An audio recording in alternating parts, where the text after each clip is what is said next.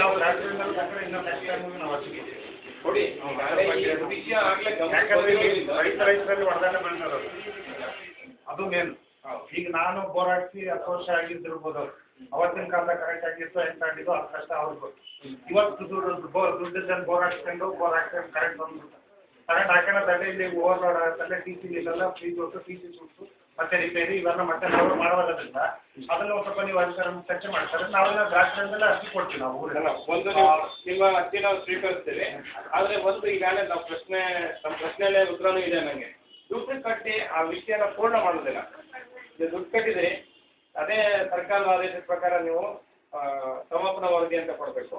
ಅಲ್ಲಿ ಗುತ್ತಿಗೆದಾರ ಮಾನ್ಯತೆ ಪಡೆದ ವಿದ್ಯುತ್ ಗುತ್ತಿಗೆದಾರರಿಂದ ನಮಗೆ ಏನು ನೋಂದಣಿ ಆಗಿದ್ರೆ ಅವ್ರಿಗೆ ಸಮಾಪನ ವರದಿ ಕೊಟ್ಟರೆ ನೀವು ನಂಬರ್ ಕೊಟ್ಟರು ನಿಮ್ಮ ನಂಬರ್ ಕೊಡಬೇಕಾದ್ರೆ ನಿಮ್ಮ ಟ್ರಾನ್ಸ್ಫಾರ್ಮರ್ ಮೇಲೆ ಏನು ಲೋಡ್ ಜಾಸ್ತಿ ಇದೆ ಅನ್ನೋದನ್ನ ಸ್ಪಷ್ಟವಾಗಿ ಅಲ್ಲಿ ಬರೀಲಿಕ್ಕೆ ನಮ್ಗೆ ಅವಕಾಶ ಆಗುತ್ತೆ. ನೀವು ಹಾಕಿರಿ ಸರಿ ನಾನು 150 ಮೀಟರ್ ತೊಗೊಂಡೋಗಿದ್ದೀನಿ, 200 ಮೀಟರ್ ತೊಗೊಂಡಿದ್ದೀನಿ, 300 ಮೀಟರ್ ವೈರ್ ಹಾಕೊಂಡು ಉಪಯೋಗಿಸ್ತಿದ್ದೀನಿ ಅಂತಲೇ ನೀವು ಬರ್ಕೊಟ್ಟಿರ್ತೀರಿ.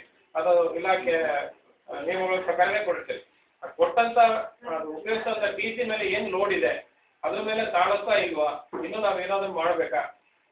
ಈಗ ವೈರ್ ಹಾಕೊಂಡಿರೋದು ಕಂಬ ಹಿಡಿಯೋದು ಒಂದೇ ಅಲ್ಲ, ಆ ಟಿ ಸಿ ಮೇಲೆ ನೀವೇನು ಕೇಳ್ತಿದ್ರಲ್ಲ ಲೋಡ್ ಯಾಕೆ ಕೊಡ್ತಾ ಇದ್ದೀರ ಆ ವರದಿ ಸ್ಪಷ್ಟ ಆಗಬೇಕು. ಅಂದರೆ ದುಡ್ಡು ಕಟ್ಟಿದ ನಂತರ ಆ ಭಾಗದ ಶಾಖಾಧಿಕಾರಿಗಳನ್ನ ಸ್ಥಳಕ್ಕೆ ಕರ್ಕೊಂಡು ಹೋಗಿ ಇರೋ ಮಾಹಿತಿ ಕೊಟ್ಟರೆ ಅವರು ಅಲ್ಲಿರೋ ನಿಮಗೆ ಗೊತ್ತಿರೋ ಮಾಹಿತಿ ನಿಮ್ಗೆ ಹೇಳಿದ್ರೆ ಉಳಿಸಿದ ಮಾಹಿತಿ ಅವ್ರ